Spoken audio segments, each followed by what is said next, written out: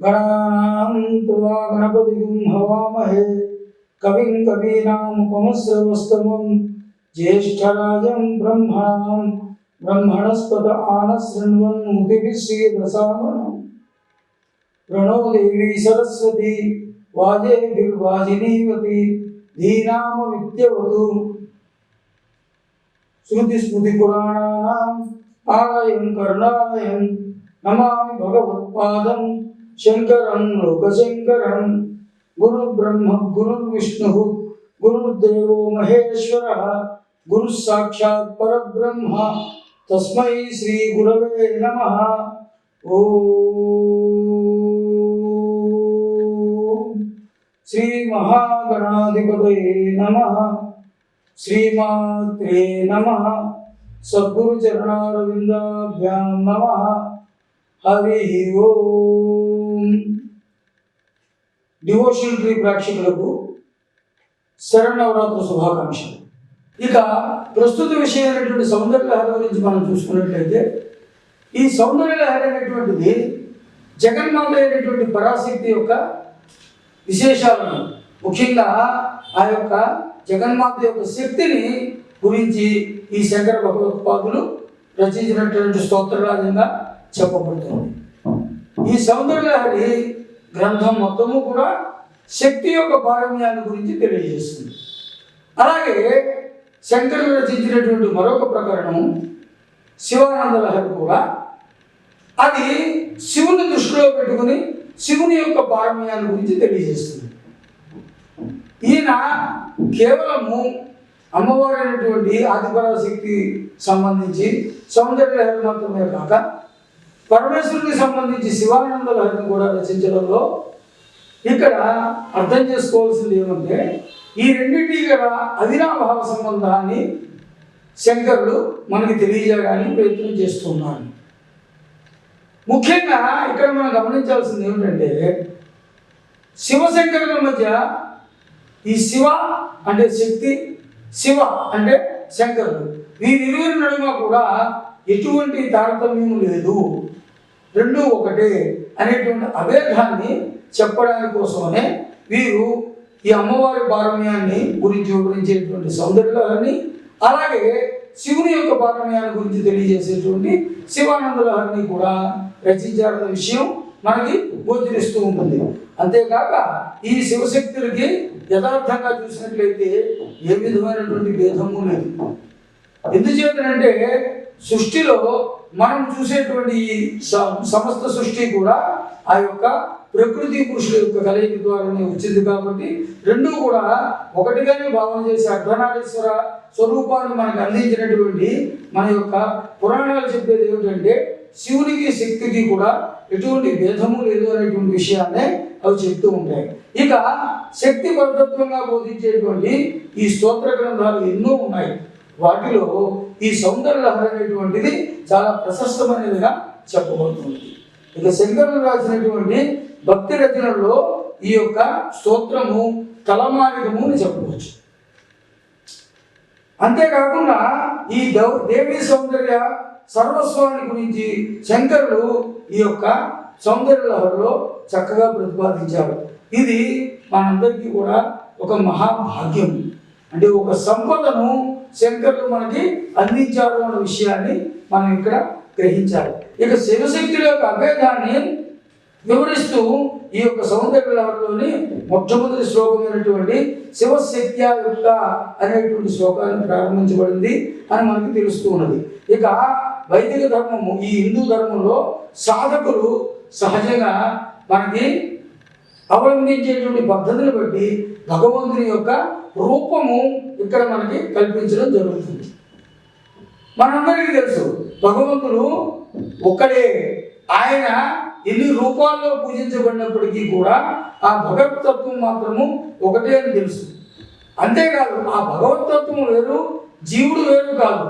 ఇక్కడ మనకి అద్వైతం ప్రతిపాదించేది అదే, జీవునికి దేవునికి మధ్యలో తారతమ్యం లేదు, శివుడే జీవుడుగా ఆత్మస్వరూపంగా ప్రతి సృష్టిలోని ప్రతి వస్తువులోనూ ఉన్నాడు అని చెప్పడం జరుగుతుంది। ఇక్కడ ఆ రకంగా చూసినట్లయితే ఇక్కడ మనకు యొక్క ఆలోచన విధానాన్ని బట్టి మనం అవలంబించేటువంటి విధానాన్ని బట్టి భగవంతునికి ఒక రూపాన్ని మనము కల్పిస్తూ ఉంటాం. వాటిని ఆగమములు అని పిలుస్తారు. ఈ ఆగమ గ్రంథాలు ముఖ్యంగా ప్రచారంలో 3 విధాలుగా ఉన్నాయి. అవి శైవాగమనము, అలాగే వైష్ణవాగమనము, మూడవది శాక్తేయము అనేటువంటి ఈ రకమైనటువంటి 3 రకాలైనటువంటి ఆగమాలుగా మనకి ఈ యొక్క పూజా విధానము లేదా ఆరాధన విధానము మనకి వైదిక ధర్మంలో జరుగుతున్నది. ఇక వీటిలో శక్తిని పరతత్వంగా వివరించేటువంటి ఆగమాలన్నింటినీ కూడా శాక్త్యాగమాలు అంటారు. అంటే ఇక్కడ పరబ్రహ్మ స్వరూపంగా మనము పరాశక్తిని భావిస్తూ ఉంటాం. అదేవిధంగా మనకి శైవాగమనం పాటించేటువంటి వ్యక్తులు పరమేశ్వరునే పరతత్వంగా భావిస్తారు. అలాగే వైష్ణవాగమనాన్ని పాటించే వారందరూ కూడా శ్రీ మహావిష్ణు స్వరూపాన్ని పరతత్వంగాను పరమాత్మ స్వరూపంగాను కూడా భావిస్తూ ఉంటారు. ఇక్కడ ఈ శాక్త్యాగమంలో కూడా మరలా 3 విధానాలు ఉన్నాయి. ఈ 3 విధానాలని కౌలము, మిశ్రము, అలాగే సమయము అనేటువంటి 3 రకాలుగా ఈ యొక్క ఆగమము విభజించడం జరిగింది. ఈ కౌలాగమం ఏదైతే ఉన్నదో ఈ కౌలాగమాన్ని పాటించేటువంటి వ్యక్తులు వారు దేని కొరకంటే అర్థకామాలని ఆశించి వారు కౌలాగమాన్ని పాటిస్తూ ఉంటారు.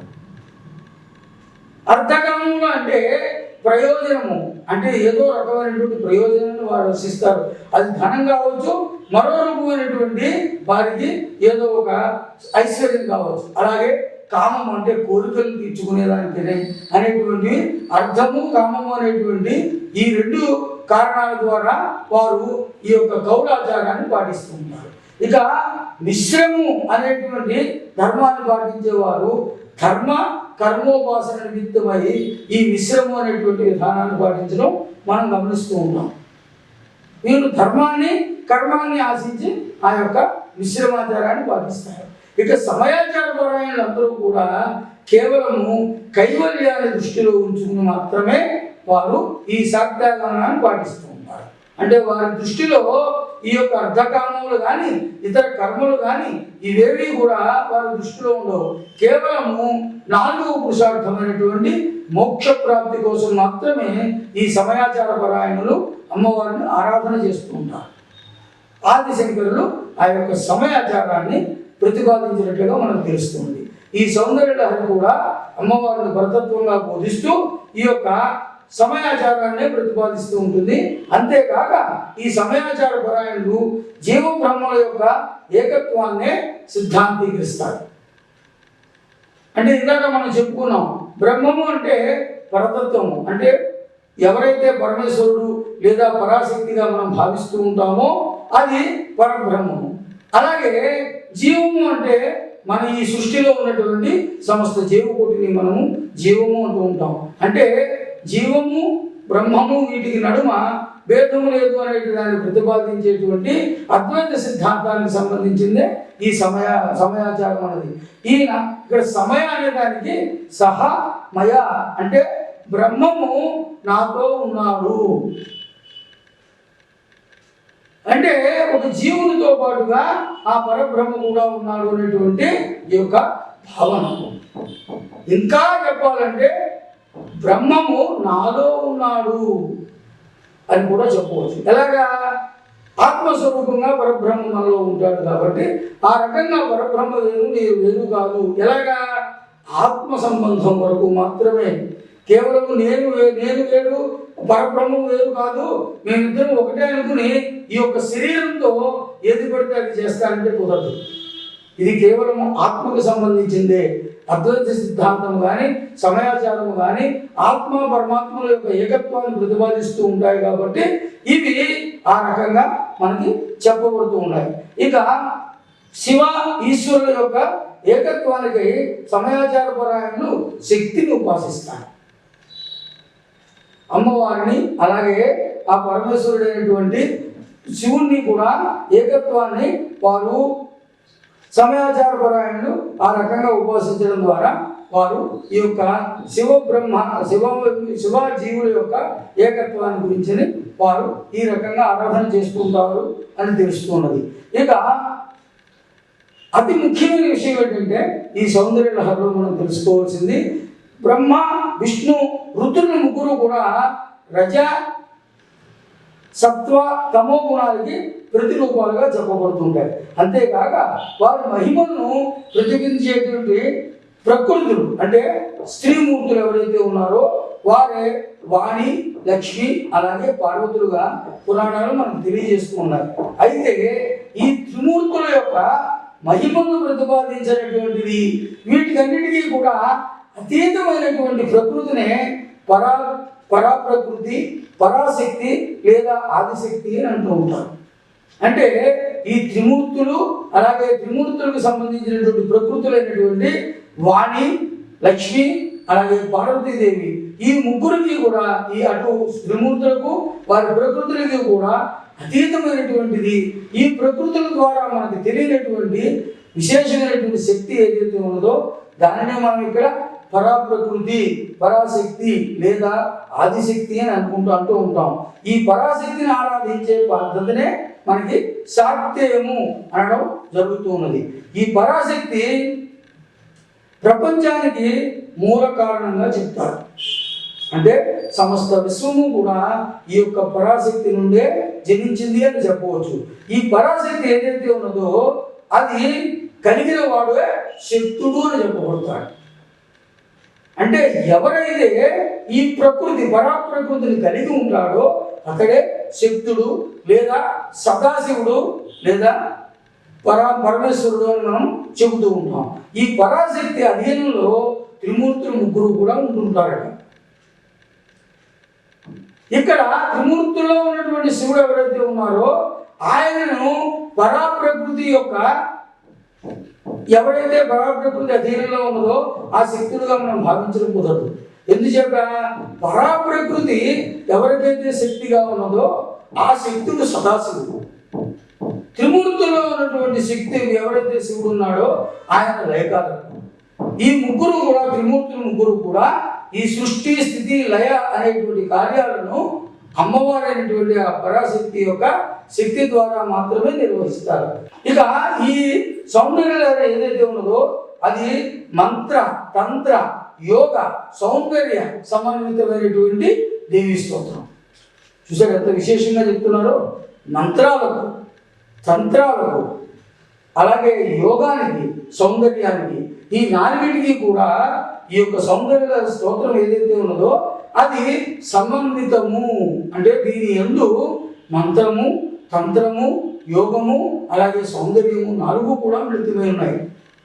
అందుచేతనే ముఖ్యంగా ఈ సౌందర్య స్తోత్రాలను మనకి ఏమని చెప్తారంటే మంత్రశాస్త్రంగానే చెప్తారు.